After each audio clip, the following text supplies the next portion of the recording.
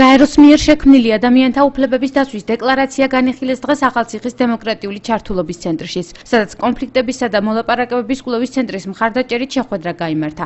მაშინ მონაწილეობა სამცხე-ჯავახეთის სხვადასხვა საჯარო სკოლის მოსწავლეებმა მიიღეს. ახალგაზრდებმა გაეროს მიერ შექმნილი ადამიანთა უფლებების დაცვის დეკლარაციის თითოეული მუხლი განიხილეს და მის შესახებ იმსჯელეს. მოეწყო ფილმის ჩვენებაც, სახელწოდებით სისხლიანი ოლიმპიადა, რომელშიც როგორც ეთნიკური, ისე რელიგიური კუთხით ადამიანთა უფლებების დარღვევაა ასახული. ფილმის დასრულების შემდეგ კი დისკუსია შედგა. შეხვედრის ორგანიზატორი მაკა ფეიქრიშვილი ამბობს, რომ კონფლიქტებისა და მოლაპარაკებების კვლევის ცენტრი მსგავს ღონისძიებებს ყოველთვის უერთდება. შეხვედრა საინტერესო აღმოჩნდა ახალგაზრდებისთვისაც.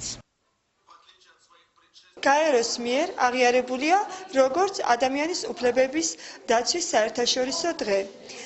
დღეს ჩვენ შევიკრიბეთ ICCN-ის კონფლიქტებისა და მოლაპარაკებების საერთაშორისო კვლევის ცენტრის მხარდაჭერით, რათა განვიხილოთ გაეროს მიერ შექმნილი ადამიანთა უფლებების დეკლარაცია, გავეცნოთ მის თითოეულ მუხლს და გავავრცელოთ ის საზოგადოებაში. გავიგეთ თუ რა უფლებები ქონდა ადამიანს, ანუ როგორ შეეძლო მის ამ უფლებების გამოყენება, გავიგეთ თუ რამდენად არის ანუ სხვადასხვა ქვეყანაში ასევე ეს უფლებები დაცული სხვადასხვა მუხლების მხრივ. ჩემთვის როგორც მაგალითად სკოლის მოსწავლისთვის ასეთი შეხვედრები და ასეთი ტრენინგები უფრო ხშირად უნდა ტარდებოდეს და რა თქმა უნდა უფრო საგანმანათლებლო კუთხით ძალიან კარგია.